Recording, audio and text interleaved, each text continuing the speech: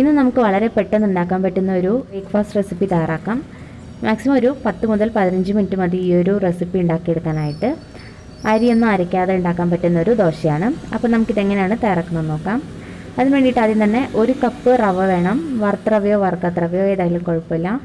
അപ്പോൾ ഇതിനെ നമുക്കൊരു മിക്സിയുടെ ജാറിലേക്ക് മാറ്റാം. ഇത് നന്നായിട്ടൊന്ന് പൊടിച്ചെടുക്കണം.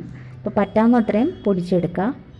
അപ്പോൾ നമ്മളിത് പൊടിച്ചെടുത്തിട്ടുണ്ട്. അപ്പോൾ പൊടിച്ചെടുത്ത റവ ഒരു ബൗളിലേക്ക് മാറ്റാം. ഇനി ഇതിൻ്റെ കൂടെ തന്നെ നമുക്ക് ആവശ്യത്തിന് ഉപ്പ് ചേർക്കാം. കൂടെ തന്നെ 2 ടേബിൾ സ്പൂൺ ഗോതമ്പൊടി ചേർക്കാം. ഗോതമ്പൊടി ഇല്ലെങ്കിൽ നമുക്ക് അരിപ്പൊടി ചേർക്കാം. ഗോതമ്പൊടി അല്ലെങ്കിൽ അരിപ്പൊടി ഏതായാലും കുഴപ്പമില്ല. ഇനി ഇതെല്ലാം കൂടി നന്നായിട്ടൊന്ന് മിക്സ് ചെയ്തെടുക്കണം.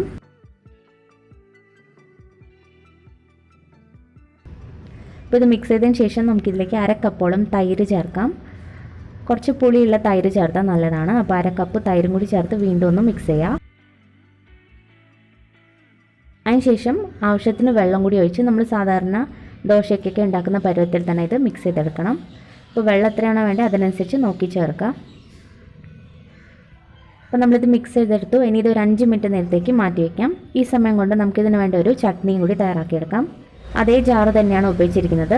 ഇതിലേക്ക് നമുക്ക് കുറച്ച് ചെറിയുള്ളി ചേർക്കാം. ശരിക്കും നമുക്ക് സവാളയാണ് വേണ്ടത്. ഇപ്പോൾ സവാള ഇല്ലാത്ത കാരണം ഞാൻ കുറച്ച് ചെറിയുള്ളി എടുക്കുന്നേ ഉള്ളൂ. സവാളയാണ് എടുക്കുന്നതെങ്കിൽ ഒരു വലിയ സവാള എടുക്കാം. ഇതിൻ്റെ കൂടെ തന്നെ 2 വലിയ തക്കാളിയും കൂടി ചേർക്കണം. ഒരു സവാളയ്ക്ക് 2 തക്കാളി എന്ന കണക്കാണ്. ഇപ്പോൾ തക്കാളിയും കൂടി ചേർക്കാം.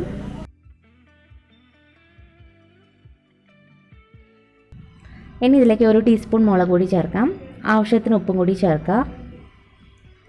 ഇനി ഇത് വെള്ളമൊന്നും ചേർക്കാതെ നന്നായിട്ട് അരച്ചെടുക്കാം. നല്ല പേസ്റ്റ് പോലെ അരച്ചെടുക്കണം. വെള്ളമൊന്നും ചേർക്കേണ്ട ആവശ്യമില്ല.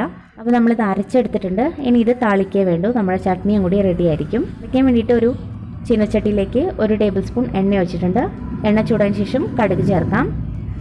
ഇതിൻ്റെ കൂടെ തന്നെ 1 ടീസ്പൂൺ ഉഴുന്ന് പരിപ്പ് ചേർക്കുന്നുണ്ട്. കുറച്ച് കറിവേപ്പിലയും കൂടി ചേർക്കാം. ഇനി നമ്മൾ അരച്ച് വെച്ചിരിക്കുന്ന അരപ്പും കൂടി ഇതിലേക്ക് ഒഴിച്ചു കൊടുക്കുക. ഇനി നന്നായിട്ടൊന്ന് മിക്സ് ചെയ്തെടുക്കണം. മിക്സ് ചെയ്തതിന് ശേഷം എണ്ണയൊക്കെ തെളിഞ്ഞ് വരുന്ന ഒരു പരുവുണ്ട്. അതുവരെ നമുക്ക് മീഡിയം ഫ്ലെയിമിൽ ഇട്ട് വെക്കാം. കാരണം നമ്മളിതെല്ലാം പച്ചയ്ക്കാണ് അരച്ചിരിക്കുന്നത്. എല്ലാം ഒന്ന് വെന്ത് എണ്ണയൊക്കെ തെളിഞ്ഞ് വരണം. അപ്പോൾ അതുവരെ നമുക്ക് മീഡിയം ഫ്ലെയിമിൽ ഇട്ട് വയ്ക്കാം. കണ്ടില്ല, സൈഡിൽ നിന്നൊക്കെ എണ്ണ നന്നായിട്ട് തന്നെ തെളിഞ്ഞ് വന്നിട്ടുണ്ട്. നമ്മുടെ ചട്നിയും കൂടി ഇവിടെ റെഡിയാണ്. നന്നായിട്ട് ഇതുപോലെ എണ്ണ തെളിഞ്ഞ് വരണം. അതുവരെ വെച്ചാൽ മതി. അപ്പോൾ ഇത് ദോശയ്ക്ക് മാത്രമല്ല ഇഡ്ഡലിക്കൊക്കെ ഉണ്ടാക്കാൻ പറ്റുന്ന ഒരു ചട്നിയാണ്. ഇനി നമുക്ക് ദോശയും കൂടി റെഡിയാക്കി എടുക്കാം. അപ്പോൾ നമ്മളിതൊരു 5 മിനിറ്റ് ആയല്ലോ നമ്മൾ വെച്ചിട്ട്. അപ്പോഴേക്കും മാവ് കുറച്ചും കൂടി ഒന്ന് ടൈറ്റ് ആയിരിക്കും. റവയായ കാരണം തന്നെ ഇതിരിക്കുന്നോറും കട്ടിയായിക്കൊണ്ടിരിക്കും. അപ്പോൾ അതൊന്ന് നോക്കണം. ഇനി ഇതിലേക്ക് നമ്മൾ ബേക്കിംഗ് സോഡ ചേർക്കണം. ഒരു 1/4 ടീസ്പൂണോളം ബേക്കിംഗ് സോഡ ചേർക്കാം. ബേക്കിംഗ് സോഡ ചേർത്താൽ നല്ലൊരു സോഫ്റ്റ്നെസ് ഒക്കെ കിട്ടും. അതിന് വേണ്ടിയിട്ടാണ്. പിന്നെ കുറച്ചും കൂടി വെള്ളം ഒഴിച്ച് ഇതൊന്ന് ലൂസാക്കി എടുക്കണം. നമ്മൾ നേരത്തെ മിക്സ് ചെയ്ത ആ ഒരു പരുവത്തിൽ തന്നെ ആക്കിയെടുക്കാം. ഒരു ദോശ മാവിൻ്റെ പരുവത്തിലാക്കി എടുത്തിട്ടുണ്ട്. നമ്മുടെ പാൻ ഇവിടെ ചൂടായിട്ടുണ്ട്. നമുക്ക് 1 സ്പൂൺ മാവും കൂടി ഒഴിച്ച് ചെറുതായിട്ട് വേണമെങ്കിൽ ചെറുതായിട്ടാക്കാം, അല്ലെങ്കിൽ വലുപ്പത്തിലാണെങ്കിലും ആക്കാം. അത് ഓരോരുത്തരുടെ ഇഷ്ടം പോലെ ആക്കാം.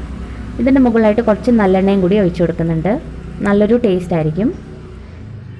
ഇനി ഇത് മീഡിയം ഫ്ലെയിമിലിട്ട് നമുക്ക് വേവിച്ചെടുക്കാം. ഇപ്പോൾ ഒരു സൈഡ് വെന്ത് വന്നിട്ടുണ്ട്. നമുക്കിനി മറിച്ചിട്ട് കൊടുക്കാം. ഇത് നോൺ സ്റ്റിക്ക് പാനിൽ മാത്രമല്ല, നമ്മൾ സാധാരണ ഇരുമ്പിൻ്റെ പാനിലും ഉണ്ടാക്കിയെടുക്കാൻ പറ്റും. ഒട്ടിപ്പിടിക്കൊന്നുമില്ല. ഇപ്പോൾ 2 സൈഡും നന്നായിട്ട് തന്നെ വെന്ത് വന്നിട്ടുണ്ട്. അപ്പോൾ നമ്മുടെ ദോശ ഇവിടെ റെഡിയാണ്. ഇത്രയേ ഉള്ളൂ. വളരെ സിമ്പിളായിട്ട് ഉണ്ടാക്കാൻ പറ്റുന്ന ഒരു ടേസ്റ്റി ബ്രേക്ക്ഫാസ്റ്റ് റെസിപ്പിയാണിത്. മാക്സിമം ഒരു 15 മിനിറ്റ് മതി നമുക്കിത് ഉണ്ടാക്കിയെടുക്കാനായിട്ട്. ഉറപ്പായിട്ടും ഈ ഒരു റെസിപ്പി ഒന്ന് ട്രൈ ചെയ്ത് നോക്കുക. ട്രൈ ചെയ്തതിന് ശേഷം നിങ്ങളുടെ അഭിപ്രായങ്ങളൊക്കെ അറിയിക്കണം. വീഡിയോ ആദ്യമായിട്ടാണ് കാണുന്നതെങ്കിൽ ഇഷ്ടപ്പെടുകയാണെങ്കിൽ ചാനൽ സബ്സ്ക്രൈബ് ചെയ്യാനും മറക്കരുത്. താങ്ക്